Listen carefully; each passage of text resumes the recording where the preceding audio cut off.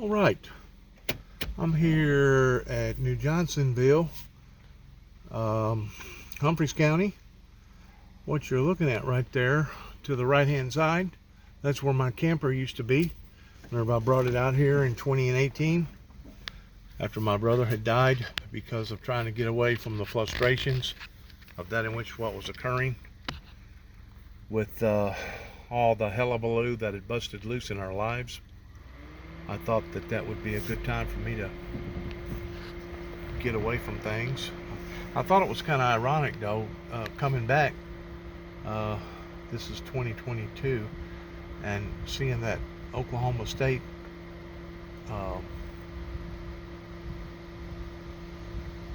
emblem right there of their state deal. I thought that was kind of ironic that I've had so many dealings with so many people in Oklahoma. I thought that was kind of unique or odd, because of the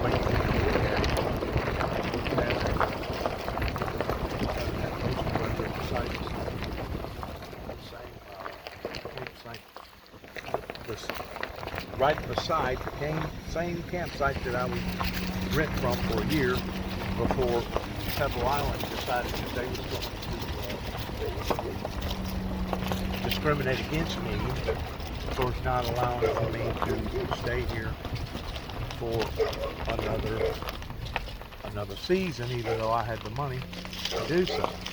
I'm kind of glad now that things worked out the way that they did, because TVA come down on a lot of these people that are next to the river that has these temporary dwelling places, because nobody is supposed to be living permanently on TVA property. And the year after that occurred in my particular life, the year after that, they've started making everybody come in and dismount, which is really a very, very headache to a lot of people, especially your senior citizens that has to pay somebody to do this.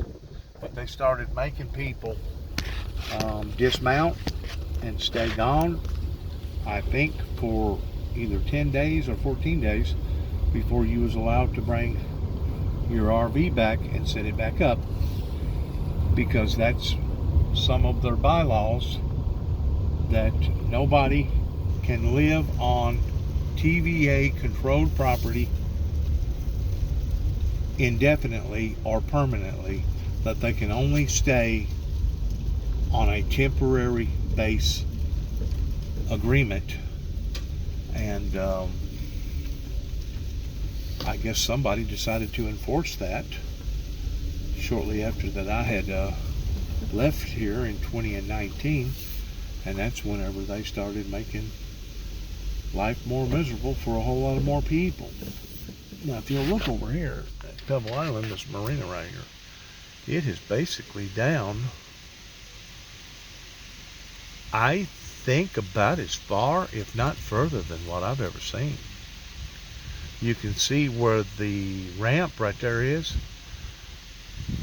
Those the floating deck that they're walking on right now, if they're floating, they're just within inches of almost being on the ground. Now right here, this one is on the ground, and I ain't never seen that one on the ground, and that's what I was talking about a while ago to a woman. I go, I don't think that I've ever seen those floaters completely out of water like that. And she said, well, they was talking about lowering some more of the Tennessee to see if they couldn't help them out on the Mississippi towards lowering some more water. Well, if they lower it very much more, they're going to wind up being like they are over there in that lake over there at Memphis that Elvis Presley swam in and boated in while he was living. That the boats basically are just sitting on mud because the water has dilapidated from the lake. We're seeing things today that I haven't never seen before pertaining to these extraordinary, unordinary events, regardless whether it's a supercell that comes out of nowhere that all of a sudden drops a deluge on a group of people that causes flooding, or the intense drought that has befallen the Midwest this year, that has basically caused the Mississippi River to almost go so dry that the barges can't hardly go up and down the thing. And the only way that they can go up and down is that they got to take about a half of the load out so that the barge ain't sticking in the water so far. That way they don't wind up getting that particular barge stuck wherever the water's so low. Now, according to the statistics that I looked at last night, it had risen, give or take, about a foot over in one particular area, but you know, that could just as easily lose that within days than they could gain another foot. So it's very, very unpredictable right now towards what is exactly happening. Hey man, can you tell me something? Has that river ever been that low before? No. It hasn't, has it? Because I was looking at those floaters whenever you go to that other marina on the other side of the restaurant over there, and I swear to you, I've never seen them floaters actually on the ground to where there was no water around there. What I heard, I worked for TBA, and what Oh, I you heard, work for TBA? Okay. Yeah, what I heard in one of the hydro plants, of course, it's winter pool. Yeah, it's Winter Pool. But what I heard was that one of the hydro plants was that they were spilling extra water to try to help the Mississippi out because it's lower than it's ever been. And I'm guessing that's why it is, because all the hydros, because this was Kentucky hydro plant that I was at when they said that. Really? Yeah, so I guess if they're doing it that high, then they're doing it on down the road. So. Well, whenever they drop it like this, they can't just drop it in one area. Don't they have to drop it down in Muscle Shoals and on down around the bend? Wilson, and Wheeler, yeah, Wilson, all of them. They got to basically, because it maintains that balance, doesn't Right. it? Yep. Yeah, so they can only spit, because I was at the plant I was at was running they were running all their units but one. They were spilling all they could, and they said we got to fire up a unit just so we can move more water to help get water through. So they got How long you been working for this outfit? 29 years. 29 years. Do you remember in 2007 the water got so hot Yes. and it got so low that there was I think it was down there at Wilson Dam. They had to shut that dam down temporarily because the turbines was getting so daggum hot. I do. I remember. What would cause that? I don't know, because I know I worked at Cumberland Steam Plant in Cumberland City. That's my home plant. Cumberland City over on the other side of Waverly? Mm-hmm. Okay. And they Going towards Stewart County? Mm-hmm. It may be in Stewart County. Yeah, and what they did was they had to bring in external coolers to pump the water through to cool the water, because they're only allowed to, the water's got to be a certain temperature. They can't release hot water back into the river. Yeah, I remember that well. That was pretty serious whenever you had stuff like that. They had barges they pulled out, blocking some of the water flow coming out of the plant, just to make the hot water divert before it hit the main river. Really? Yeah, I remember that. Do you remember? I don't know if it was. Do you remember how low that it actually got that year? I don't remember. Because it did get low. Yeah, it got low. But I think it was. I mean, that was whenever the lake down there in Atlanta got so low that the governor reached out for people to pray for, and that was also the year that it got so dry over in Dollywood that they had a massive fire over there, and it burned about, I guess, 500 or 600 structures. Remember that? Yeah, I remember that. In Dollywood and Pigeon Forge and all that other area up in there. Yep. And you know, it gets kind of scary whenever it gets dry like this, because all it takes is what? One match, dryness, and wind. Yep. Oxygen. We got all that right now. Yeah. It kind of gets kind of scary whenever it's like this. It does. It really does. So I I've not seen that. I think that's why the water's so low. It's Well, I seen something a while ago that kind of freaked me out. There's a lake down there at Memphis. Mhm. What was it called? I forgot now what it was called. I wrote it down. I didn't even know the lake even existed. I should know. McKellar? never heard of it. McKellar. Never heard of It was a lake that Elvis Presley was known of swimming in and boating Really? and stuff like that. But it was showing pictures a while ago to where the boats was laying over to the it. side, Yeah. where the lake had done already got so freaking low that now the boat is basically dry docked. Well, I'd seen a picture of. Can you actually dry dock boats? Oh, you can dry dock them, yeah. I don't know on like out in the water, but I mean, you know what I mean. But I saw a picture of the Mississippi and people were walking out a third of the way out on the river bottom because it was. How about That's how about Lake Mead, I had seen it. Colorado River, where the Hoover Dam is? Right. It's 175 foot below where it ought to be right now. Right. Wow. Yeah, they're everybody out west is on a tier 1. In other words, you can't wash your car, you can't water your grass, and they're saying that if they don't get some heavy snowfall this winter towards filling up Lake Mead, that odds are that the turbines with the Hoover Dam will probably have to stop. Well, see, they have to have so much headwater. The headwater has to be a certain height before they have enough to generate.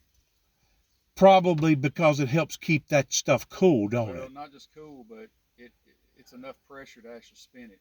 Because if it's not spinning fast enough, then the power grid is pulling it, and that's not good. That heats up things and tears up stuff and everything else. It does.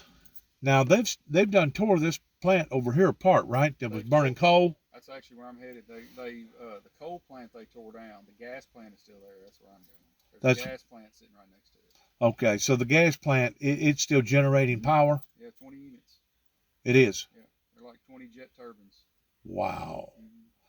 Well, with the price of natural, I'm sure it's natural gas, right? Mm-hmm. With the price of natural gas, is that going to cause the kilowatts to go up? It could. But How do they balance that out? If it goes up, it's not. TVA rarely raises the rates. They've had the same rates for quite some time.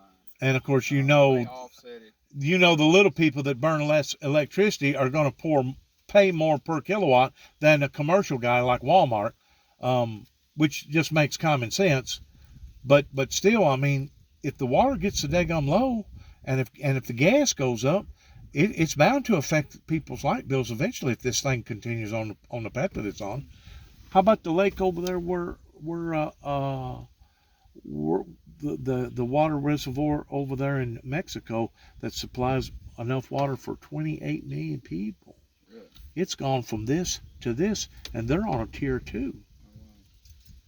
And then you got other water reservoirs all over the world that's also really, really low, and they're beginning to look at this towards it being a world phenomenon. What's causing this? Well, me and my wife were talking about that actually today, and I said the water's going somewhere. I said water was only made one time in its cycles, so it's falling somewhere. Where's it falling? It ain't here. So. I think this is my philosophy. I support the greenhouse emissions pertaining to the damage that we're doing to the upper atmosphere, because heat creates evaporation, and evaporation goes higher because the upper atmosphere is so hot. So whenever it does rain, kind of like what happened over here at Waverly, it kind of dumps it all at one time towards a deluge. But I think there's more to it than just that, and I don't think our scientists is telling us the whole truth. I think that all the oil that we've drained out of the earth, and if you go back to the very beginning, of the Model T or whatever, we've probably drained enough oil out of this ground that we could probably fill up the Grand Canyon several different times, not just to the Hoover Dam, but all the way to the top. Right. I'm serious. Right. Yeah.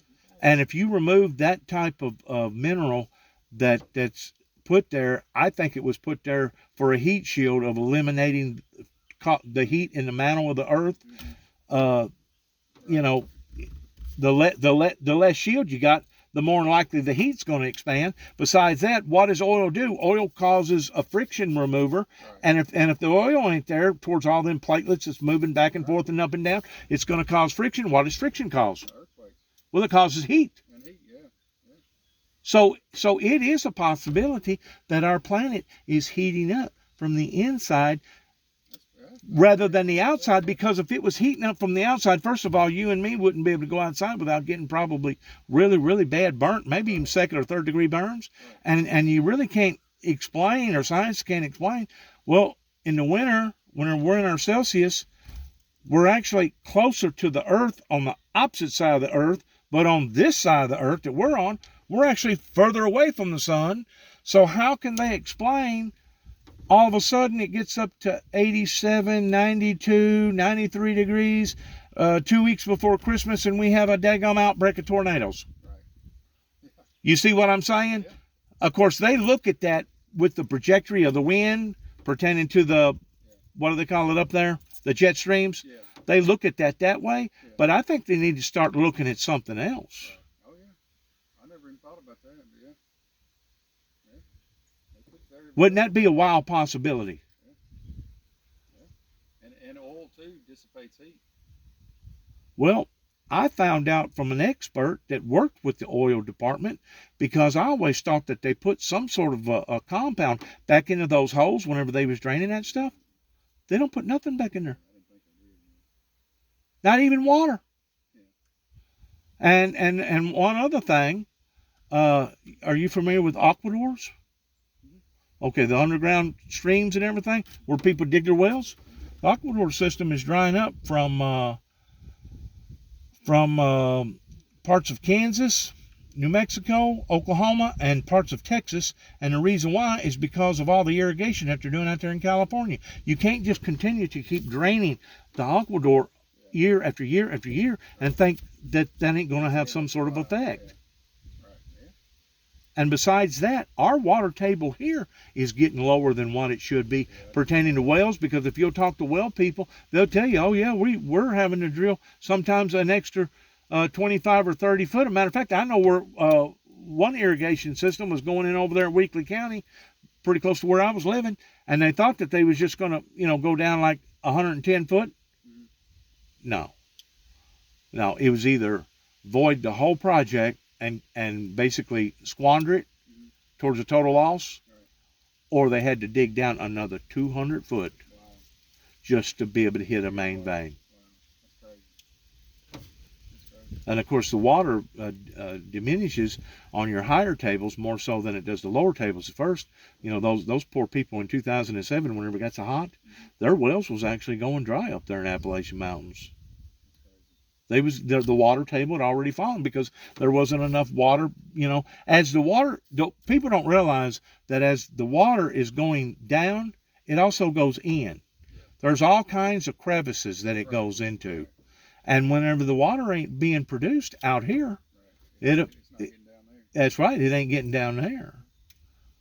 Well, man, I'm glad you're working for the TVA department, because that's a very, very strong company, and I guarantee you will not regret sacrificing for them people, because whenever you get ready to retire, they'll take good care of you as far as your insurance and retirement and stuff. I hope. 2 more years, I hope. Really? How old are you? I just turned 53.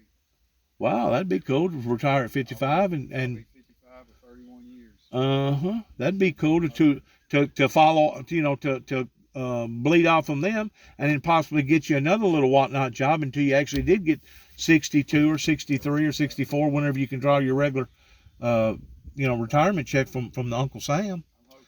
And between the both, once you do get that going, I'm pretty sure you'll probably be up there around 45. I'm hoping.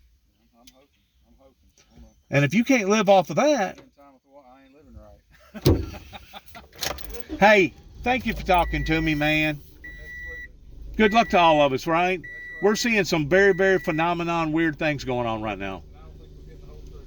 No, I don't. Yep.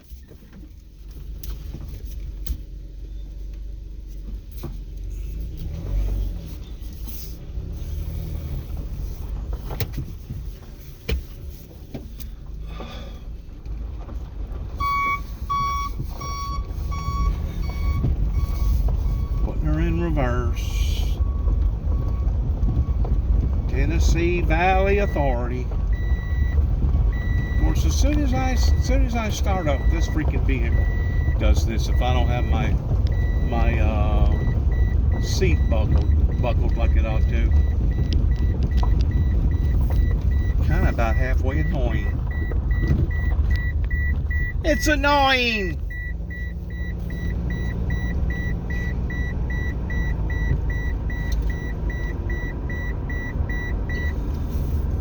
It's annoying. We're going around this way. This is Pebble Island Marina and RV, where they stay tremendously active during the recreation period, where I'm going to turn right here real quick. I don't know what time this shuts. It's 20 after 4.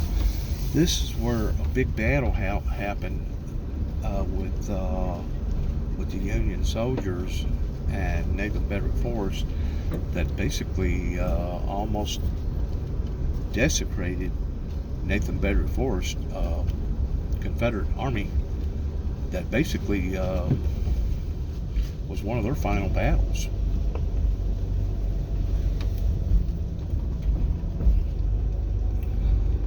Those that ain't aware of this area that I'm in right here, this is considered Middle Tennessee.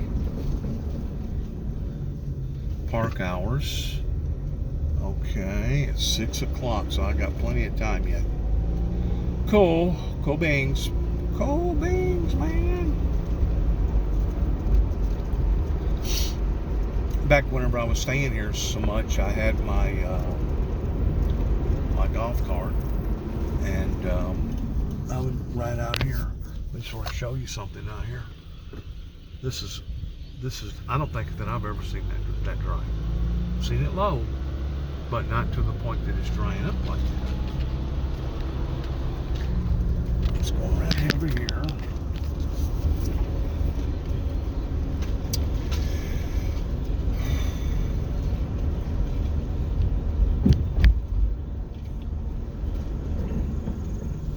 Okay, what does this say? It says Old Johnsonville right there.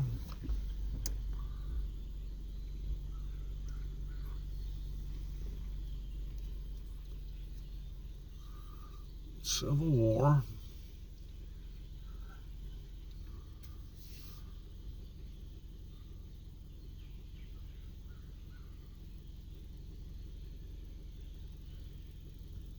It was a major supply depot.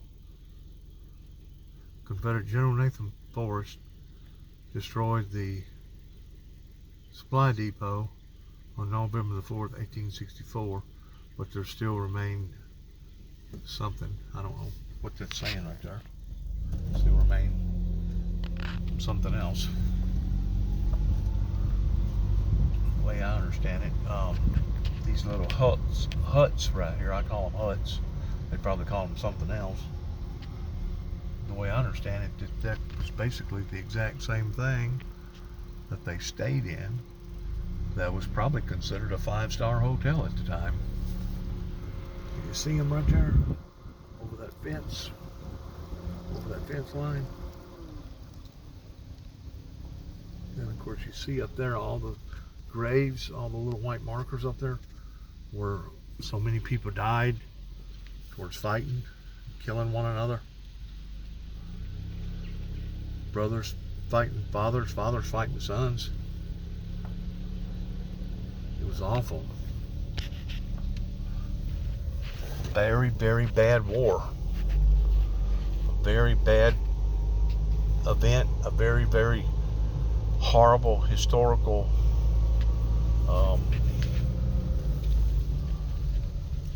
me see here now. What does this say? Fort Johnson, original Civil War,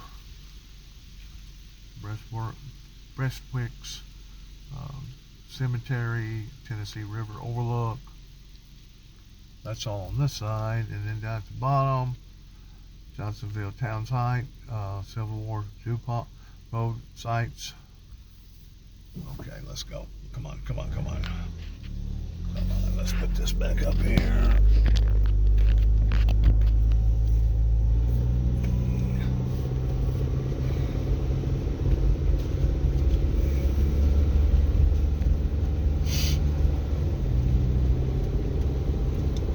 Every time I get around a park like this where there was a lot of grief and a lot of bloodshed, I can actually feel the sensitivity of the spirit world that makes it feel very, very sacred or hallowed, like it's hallowed ground here. That you can, if you're a spiritual person, you can detect. There are a bunch of deer. You can detect the sorrow in these areas where so many people sacrifice their lives over I guess it was one of the most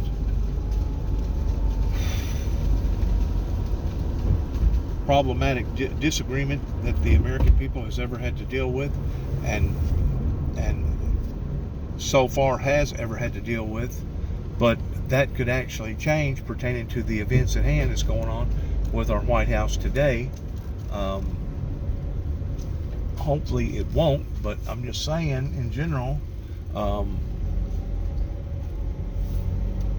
whenever you go to Shiloh Park or over in Shenandoah Park over in Virginia, West Virginia, and all them other places, Chattanooga Hill, all them other places, even over in Europe where so many people died. I mean, if you can't feel the remorse and the grief, then something, you're either a very, very cold person and you don't have the ability to be able to sense the spirit world, or you're just incapable of understanding and feeling that feeling.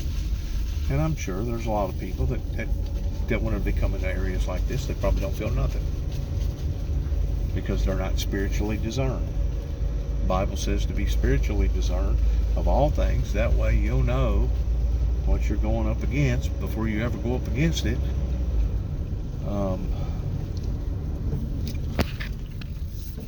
Look at this old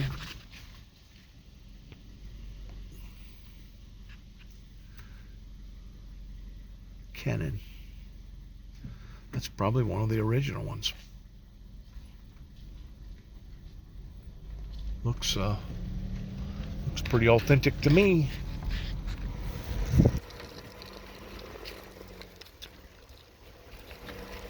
Because it has been so dry this year, the vibrant colors that's usually demanding, the way that they pull out with their oranges and their reds and their bright yellows and their golds, isn't near as extravagant as what it would have this time of year. You can still see a lot of the colors in a great deal of the trees. This is a big cemetery up here. I've been in there several different times looking around. Just kind of giving honor to the dead.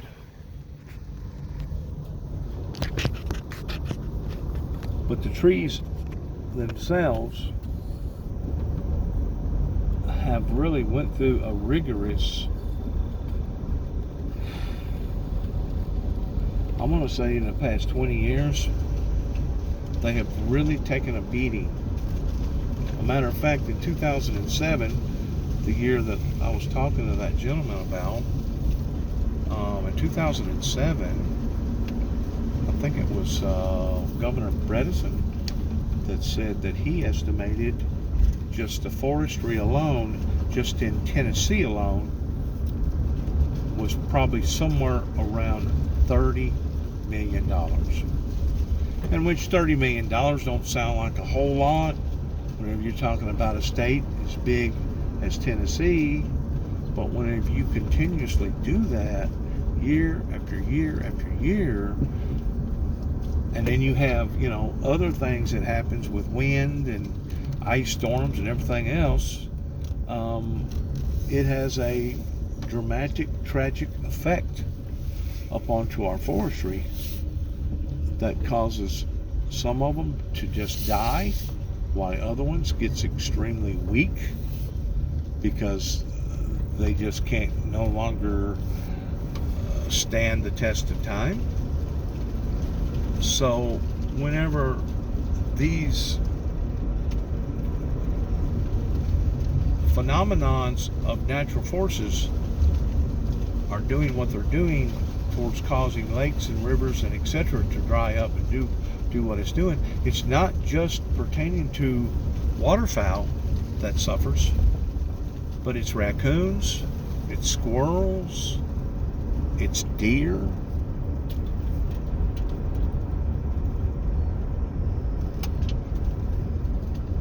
It's anything that strives and lives off of the land pertaining to its natural resources that suffer.